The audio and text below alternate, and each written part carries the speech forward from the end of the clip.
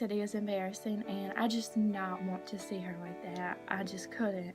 It just broke my heart because I just didn't want to see her in bed like that. I didn't want to see her, depressed like that or worried or anything. And the last time I seen her, I remember, going there for Christmas, and I just remember that, she gave,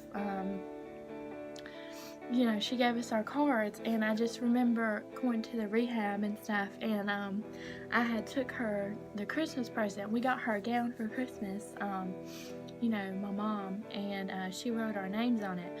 Well, I took it in to her, and I said that, mom wasn't feeling good, and well, I had to go back to the car. I couldn't stay that long, but I just remember telling her that, I loved her, and she just looked so unhappy, like, she looked real unhappy, like she was ready to go, like she just wasn't happy there at all. And she really believed in God, and whenever she seen like homeless people or anything, she would just give them $20. I mean, it was just unbelievable. And it's like when she didn't even have enough money or anything, or she didn't have money for herself, she would give out money to other people, like homeless people or just strangers, just to help them out. And it was just unbelievable because, I haven't ever seen a person like that. I haven't ever seen a person with a heart so big. I can't even say that for myself. I can't even say that for myself, that I have a big heart like that. Which I've done it before, but I haven't gave like a homeless person more than at least $5 or $6 because I don't know what they're gonna use it for, and I want them to use it for something good. At least give them some food or something.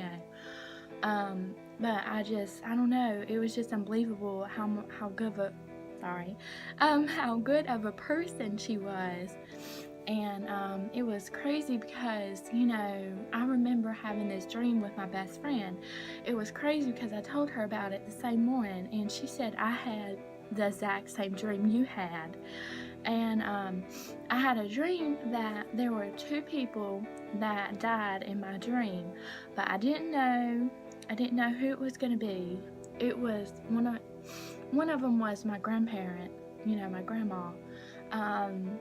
It wasn't that grandma though, it was another grandma. But the thing is, when you have dreams like that, it doesn't always mean that exact person is gonna die. It means, it can mean somebody else is gonna die in your family,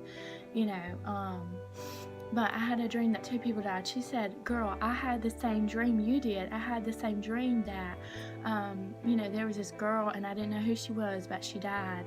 And she said there was this other woman, or I can't remember what exactly she said, but there was two people that died in her dream. There were two people that died in my dream. And it was crazy because a few days later she told me, I told her that my great grandma passed away. Well, we went to the funeral and everything, and I just couldn't. It was so horrible because I didn't know how to deal with it, because I knew from that point on that my life would change, that I wouldn't get to go with my grandma anymore. I wouldn't get to escape my problems. I wouldn't get to run from my problems anymore. I wouldn't get to tell her my problems. I wouldn't get to hear her voice. I wouldn't get to hug her anymore, kiss her. I wouldn't get to, when I was little, I used to bake at her house. I used to make cupcakes, and she showed me how to make cupcakes. And, I always made the best cupcakes, I'm telling you. They were bomb. But, I just, I couldn't imagine, because it's so hard to change now. It's so hard to get used to it. It's so hard not to be able to just see her car pull up in the yard and see her in her car. And, I don't know. It's so hard to change. And that's one thing about grief. you have to change a lot of things in perspective of other people's way of dealing with stuff, and that's not how you should do it.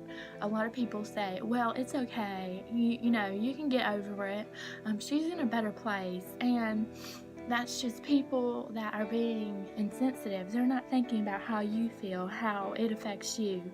It affects me so much more because I was used to seeing her every single day. You know, I was used to going out with her every single day. And when that stopped, I was like, oh my gosh, you know, I don't want to see her in pain. I don't want to see her like that. And so I just wouldn't go because I was so depressed about the whole thing. I was so scared. I didn't want to see her like that, you know. But I'm so happy that the times that I did go up there and see her at the rehab, that I got to tell her that I loved her. I got to tell her that I loved her so much, you know, and I got to hug her. And I'm so glad that I got to do that because, you know, that's one thing I can remember. You know, at least I got to tell her that I love her, and, you know, we brought her present to her and things like that. And, you know, there would be some days I would be like so depressed and sad, and I just remember, you know, I got in the car, I would say, Mama, you know, I'm just not having a good day, and she would say, you know, well, what's wrong, you know, tell me about it, and she'd tell me about her day, and we just laugh and cut up about every single thing, and we would be so crazy, like, you know, it was just unreal. But, you know, that's one thing I'm gonna miss, you know. And my best friend also went with us a whole lot, and she would take me and my best friend shopping as well, and, you know, we just remember those memories with her, you know, going to eat with her and things like that. And if me and my best friend didn't dress up or we didn't have our makeup on, oh, Mama would have something to say about that. You know, it was always more formal with Mama. It was always, you know, you gotta dress up, you gotta do your makeup, you gotta look good. And if you don't look good, then you're not going. But, you know, she wouldn't be that harsh though. She would just say, you know, well, where's your makeup at? You usually do your hair and your makeup. You always usually dress up and things. And I don't know, it was just something like, it was so exciting, like, to go.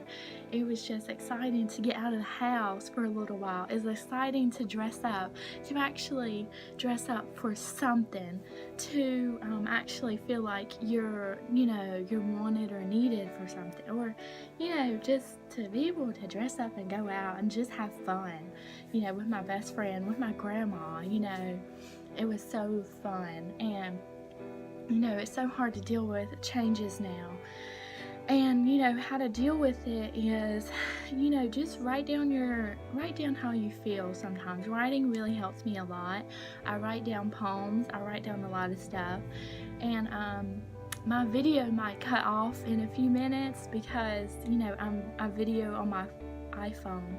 So if it does cut out, I will make a part 2 to this video.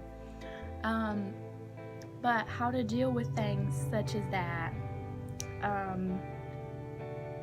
you know, I think I'm just going to make a part 2 since I've talked about this so long.